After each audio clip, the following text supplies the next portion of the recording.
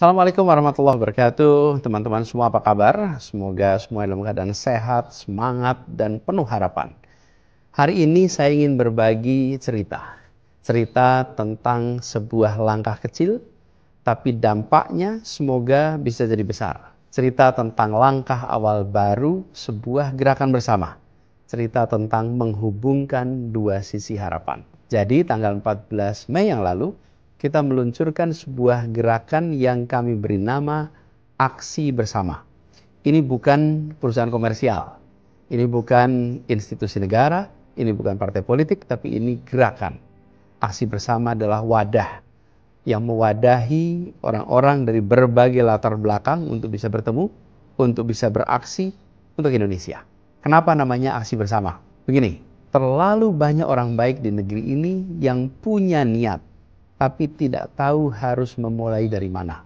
Dan terlalu banyak pula masalah nyata yang kita hadapi, tapi kita tidak semua bisa langsung ditangani oleh pemerintah.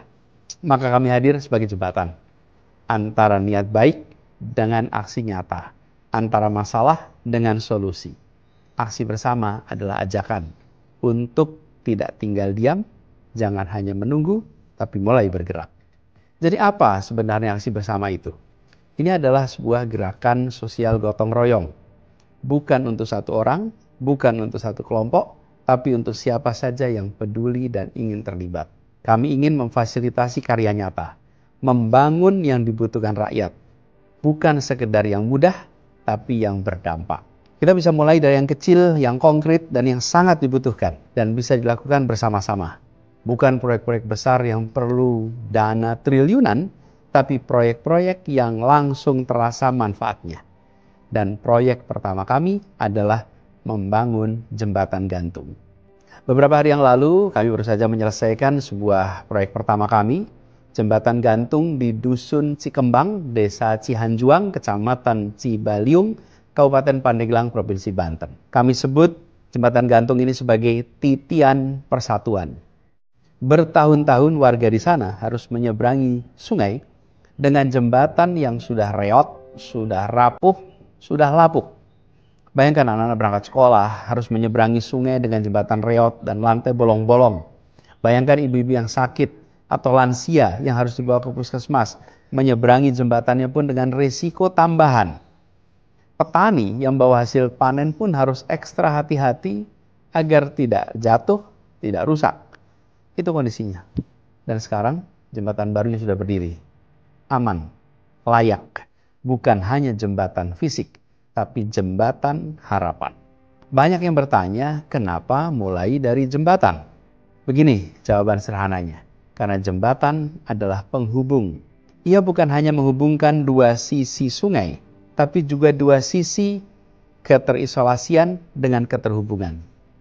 Keterlambatan dengan pembangunan, antara harapan dan realisasi harapan. Saat dulu saya bertugas di Jakarta sebagai gubernur, saya pun pernah menemukan sebuah jembatan gantung yang sudah hampir roboh. Letaknya di Serengseng Sawah, Jakarta Selatan. Julukannya di sana adalah jembatan Indiana Jones, karena harus bergelantungan, bergoyang, dan membahayakan saat diseberangi. Setiap hari, anak-anak sekolah, ibu-ibu membawa barang belanjaan, atau pekerja yang berangkat ataupun pulang harus lewat di jembatan yang bergoyang dan berisiko itu. Saya ingat betul rasa khawatir warga karena satu kesalahan saja ketika berada di jembatan gantung itu bisa berujung kecelakaan yang fatal. Dan pada waktu itu saya juga tersadarkan ternyata membangun jembatan tidak sesederhana yang dibayangkan. Jembatan itu berdiri di atas sungai Kali Ciliwung yang dikelola oleh pemerintah pusat. Satu sisi adalah DKI Jakarta, sisi lain adalah Jawa Barat. Jadi ada 3 level pemerintahan yang perlu sinkron hanya untuk membangun sebuah jembatan yang kecil. Jembatan untuk dilewati pejalan kaki, sepeda ataupun motor. Realita ini seringkali tidak disadari oleh publik juga. Jadi di balik jembatan reot yang belum dibangun di berbagai pelosok negeri, seringkali ada kerumitan administrasi, soal kepemilikan lahan, soal siapa yang punya kewenangan, siapa yang memiliki lahan di situ, bagaimana soal anggarannya. Nah, karena itu kita juga jangan mudah menghakimi pemerintah daerah. Kita perlu paham bahwa sering niatnya sudah ada tapi eksekusinya terkendali. Nah, dalam prakteknya di Indonesia ini sungai sering dijadikan sebagai batas wilayah. Wilayah antar desa, antar kecamatan, antar kabupaten, antar provinsi. Sehingga kerumitan yang tadi saya sampaikan benar-benar menjadi problem utama. Siapa yang harus nanti mengalokasikan untuk anggarannya, sumber dayanya? Nah, disitulah kemudian kita ingin hadir bersama untuk beri solusi. Disitulah kemudian kenapa aksi bersama memilih hadir. Bukan untuk menggantikan pemerintah, tapi untuk mengisi celah yang belum sempat terisi. Bukan untuk menyalahkan, tapi untuk membantu dan menghasilkan karya nyata yang dirasakan manfaatnya.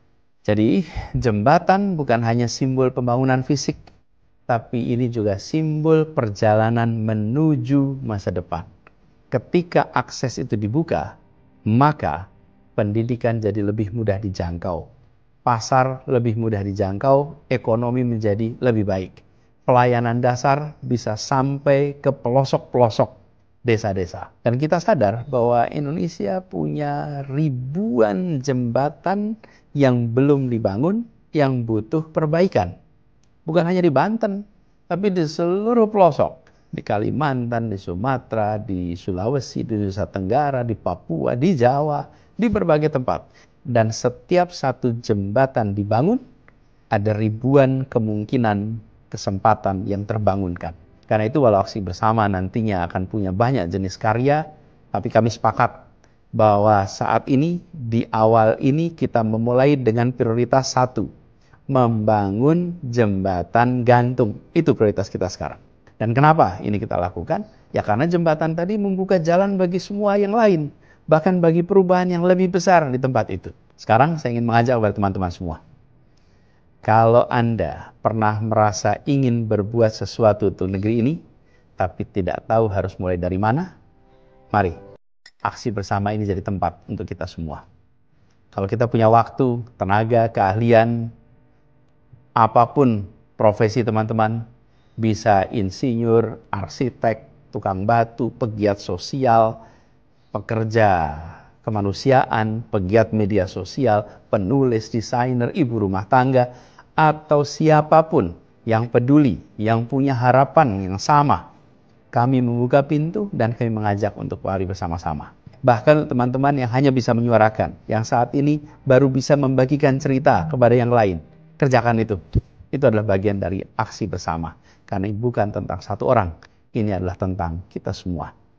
Jadi teman-teman semua, aksi bersama ini bukan solusi akhir. Ini adalah solusi awal. Langkah pertama untuk menjahit kembali harapan yang sempat robek. Untuk menunjukkan bahwa kita masih punya kepedulian. Kita masih punya energi. Kita masih punya mimpi dan kita mau bekerja untuk mewujudkan mimpi itu. Saya percaya bangsa ini tidak kekurangan orang baik. Dan kita perlu wadah untuk mempertemukan mereka semua. Mempertemukan orang-orang baik dalam aksi bersama yang nanti akan diwujudkan, dibuktikan dalam bentuk karya-karya nyata. Jadi, mari kita mulai sama-sama. Silahkan kunjungi situsnya aksibersama.or.id. Dari satu jembatan, dari satu desa, dari satu langkah, sambung menyambung menjadi satu untuk Indonesia yang lebih terhubung, yang lebih adil, yang lebih sejahtera. Terima kasih. Assalamualaikum warahmatullahi wabarakatuh. Terima kasih sudah menyimak pembahasan kita kali ini sampai akhir. Semoga apa yang kami sampaikan bisa menambah wawasan dan membuka perspektif baru tentang isu-isu yang sedang berkembang. Kalau kamu merasa informasi ini penting, jangan ragu untuk like, subscribe, dan bagikan video ini ke teman atau keluarga. Dukungan kamu sangat berarti untuk perkembangan channel Politik Pintar dan semangat kami untuk terus menghadirkan konten yang objektif dan mendalam. Ya, tulis pendapatmu di kolom komentar. Apakah kamu setuju, tidak setuju, atau punya sudut pandang lain? Politik bukan soal menang atau kalah, tapi soal memahami dan berpikir kritis bersama. Channel Politik Pintar akan terus hadir dengan analisis tajam, informasi terpercaya, dan pembahasan yang menantang cara kita melihat dunia politik. Sampai jumpa di video berikutnya dan ingat, Berpikir kritis adalah langkah pertama menuju perubahan. Sampai ketemu dan salam cerdas.